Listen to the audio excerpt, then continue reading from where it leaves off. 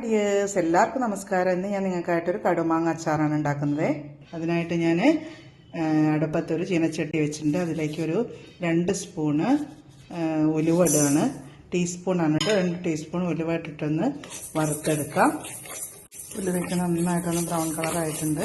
ഇനി നമുക്കിതിലേക്ക് അതേപോലെ തന്നെ അതേ ചീനച്ചട്ടിയിലേക്ക് ഞാനൊരു 2 സ്പൂണ് കടുക്, അതായത് 2 ടീസ്പൂൺ കടുകാണ് ഇട്ടിരിക്കുന്നത്. ഈ കടുകും ഇതേപോലെ തന്നെ ഉലുവ പോലെ തന്നെ നന്നായിട്ടൊന്ന് ചൂടിൽ വറുത്തെടുക്കുക. പണ്ടൊക്കെ നമ്മൾ വെയിലത്ത് വെച്ചിട്ടാണ് കേട്ടോ ഈ കടുകും ഉലുവയൊക്കെ ഉണക്കാറ്. നമുക്ക് ഈസി ഇതാണല്ലോ. അപ്പോൾ ഇതൊന്ന് നന്നായിട്ട് വറുത്തെടുത്ത് ഏകദേശം ഒരു പൊട്ടുന്ന സൗണ്ട് എത്തിയാൽ നമുക്ക് ഇത് ഓഫാക്കാം. എന്നിട്ട് ജസ്റ്റ് ഒന്ന് ചതച്ചെടുത്താൽ മതി രണ്ടും. കടുമാങ്ങ ഉണ്ടാക്കാനുള്ള മാങ്ങയാണിത്. ഈ മാങ്ങ ഞാൻ ഏകദേശം ഒരു 1.5 മാസം മുന്നേ ഒരു കുപ്പിയിലാക്കി വെച്ചതായിരുന്നു. വെള്ളം ഒഴിച്ചിട്ടല്ല, സാധാരണ പോലെ തന്നെ. ചെറിയ മാങ്ങയാണ് കേട്ടോ, കണ്ടില്ലേ? അപ്പോൾ മാങ്ങയും ഉപ്പും ആയിട്ട് അങ്ങനെ ലെയറായിട്ട് ഇട്ടിട്ട് ഏകദേശം ഒരു 1.5 മാസം ആയിട്ട് റെഡി ആയിട്ട് വന്നിട്ടുള്ള മാങ്ങയാണ്. അത് നമ്മൾ എങ്ങനെയാണെന്ന് വെച്ചാൽ അതിൻ്റെ ചിലതിൻ്റെയൊക്കെ ശരിക്കും ഞെട്ടി പൊട്ടിക്കരുതെന്നാണ് പറയുക. ഞാൻ ഞെട്ടിയൊക്കെ കുറച്ച് ചെറുതായിട്ട് മുറിച്ച് കളഞ്ഞിട്ടുണ്ട്. പിന്നെ നമ്മൾ വേറെ വെള്ളം ഉപയോഗിക്കുന്നില്ല എന്ന് പറഞ്ഞു. ഇതിൽ നിന്ന് ആ ഊറി വന്നിട്ടുള്ള ഉപ്പിൻ്റെ വെള്ളമാണ് നമ്മൾ ഉപയോഗിക്കുന്നത്. ഇതാണ് കേട്ടോ ആ ഉപ്പിൻ്റെ വെള്ളം. ഈ വെള്ളത്തിലാണ് നമ്മൾ മുളക് പൊടിയൊക്കെ കലക്കുന്നത്. ഇതാണ് നല്ല എരിവുള്ള മുളക് പൊടി. ഏകദേശം ഒരു 3 ടീസ്പൂൺ എടുത്തിട്ടുണ്ട്.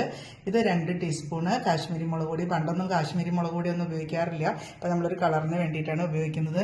ഇത് നേരത്തെ നമ്മൾ വറുത്ത് വെച്ചിട്ടുള്ള കടുകാണ്. കടുക് ഇത്രയും ആവേണ്ട ആവശ്യമില്ല ശരിക്കും.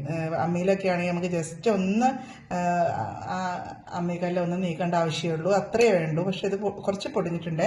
ഇതാണ് ഉലുവാപ്പൊടി, ഇത് കായത്തിൻ്റെ പൊടി. ഇത് നേരത്തെ വറുക്കുന്നത് നിങ്ങൾ കണ്ടിട്ടുണ്ടായല്ലോ. ഇനിയിപ്പോൾ ഇതിലേക്ക് വേണ്ടത് കുറച്ച് എണ്ണയാണ്. ഞാൻ ലാസ്റ്റ് ഇതെല്ലാം കൂട്ടിയതിന് ശേഷം കാണിക്കാം. ഇനി നമുക്ക് വേറെ ഉപ്പിടേണ്ട ആവശ്യമില്ല. അവസാനം നമുക്ക് നോക്കിയിട്ട് വേണമെങ്കിൽ മാത്രം ഇട്ടാൽ മതി കേട്ടോ, കാരണം അതിൽ ഉപ്പൊക്കെ ഉണ്ടാവും. ഇനി നമ്മൾ ഈ ഉപ്പിൻ്റെ വെള്ളത്തിലേക്ക് ഇത് അരിച്ചെടുത്തതാണ് കേട്ടോ. അതേപോലെ തന്നെ ഈ മാങ്ങയിലും ചീഞ്ഞ മാങ്ങകളൊക്കെ ഉണ്ടാവും നമ്മൾ കുറച്ച് ദിവസം ഇടുന്ന സമയത്തേ.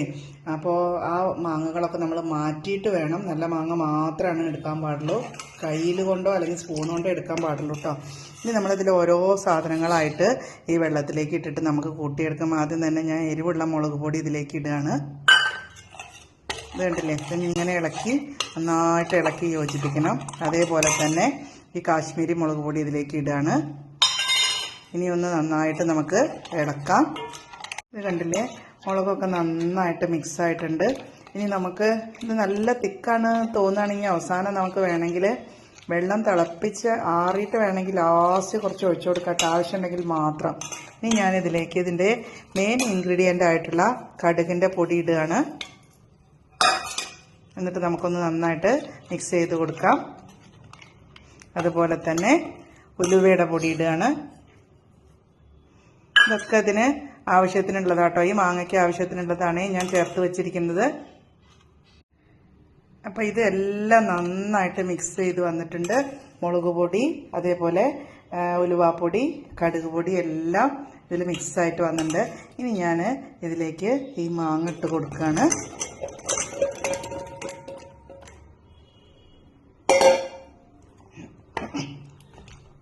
ഇത് കണ്ടില്ലേ? ഇനി ഈ മാങ്ങ നമുക്ക് നന്നായിട്ടൊന്നങ്ങോട്ട് ഇളക്കി യോജിപ്പിച്ച് കൊടുക്കാം. കാണുമ്പോൾ തന്നെ നല്ല ടേസ്റ്റി ആയിട്ട് തോന്നുന്നുണ്ടോ നിങ്ങൾക്ക്? അപ്പോൾ എല്ലാവരും ഇതേപോലെയൊക്കെ ഒന്ന് ചെയ്ത് നോക്കിക്കോളൂ, വീട്ടിൽ മാങ്ങ ഉള്ളവരൊക്കെ കേട്ടോ. അപ്പം നമ്മുടെ മാങ്ങയൊക്കെ നന്നായിട്ട് ചേർന്ന് അടിപൊളിയായിട്ടുള്ള ഒരു കടുമാങ്ങ ആയിട്ടുണ്ട്. ഇനി നമ്മളിതിൽ അവസാനമായിട്ടൊരു 1.5 സ്പൂണ് കായത്തിൻ്റെ പൊടി ഇട്ട് കൊടുക്കുകയാണ്. ഇതും കൂടി ഉണ്ട് ചേർന്നാൽ സൂപ്പർ കടുമാങ്ങ റെഡി ആയിട്ടുണ്ട്. നിങ്ങളൊന്ന് ആലോചിച്ച് നോക്കൂ. ഇതിലേക്ക് നമ്മൾ അവസാനം ഇത് കേടുവരാതിരിക്കാനായിട്ട് ഒരു സാധനം ഒഴിക്കുന്നുണ്ട്. അതാണ് നല്ലെണ്ണ. നല്ലെണ്ണ നന്നായിട്ട് ചൂടാക്കിയതിന് ശേഷം തണുപ്പിച്ചിട്ടാണ് നമ്മൾ ഒഴിക്കുന്നത്. ഇത് ഏകദേശം ഒരു 50 ml ആണുള്ളത്. ഇനി കുറച്ച് കഴിഞ്ഞിട്ട് നമുക്ക് കുപ്പിയിലാക്കി വെക്കുന്ന സമയത്ത് നമുക്ക് എന്ത് ചെയ്യാം, ഒരു 50 ml കൂടിയിട്ട് അതിൻ്റെ മേലെ ഒഴിച്ചു കൊടുക്കാം. എന്നിട്ട് നമ്മൾ പണ്ടൊക്കെ ആണെങ്കിൽ ഒരു തുണി എണ്ണയിൽ മുക്കിയിട്ട് അതിൻ്റെ മുകളിലിടാവും. അപ്പോൾ നമുക്ക് അത്രയും ഒരു ക്ഷമയൊന്നുമില്ല. അപ്പോൾ ഇടയ്ക്കൊക്കെ എടുത്ത് കഴിക്കുക നമുക്ക്. ഇപ്പോൾ വീട്ടിലൊക്കെ മീനൊക്കെ കഴിക്കാത്ത ആൾക്കാരാണെങ്കിൽ അവർക്കൊക്കെ ഇത്തിരി കടുമാങ്ങയൊക്കെ കഴിച്ച് ഊണ് കഴിക്കാനൊക്കെ ഉണ്ടാവും. അപ്പോൾ ഇത് ഞാനിതിലേക്ക് ഒഴിച്ചു കൊടുക്കുകയാണ്.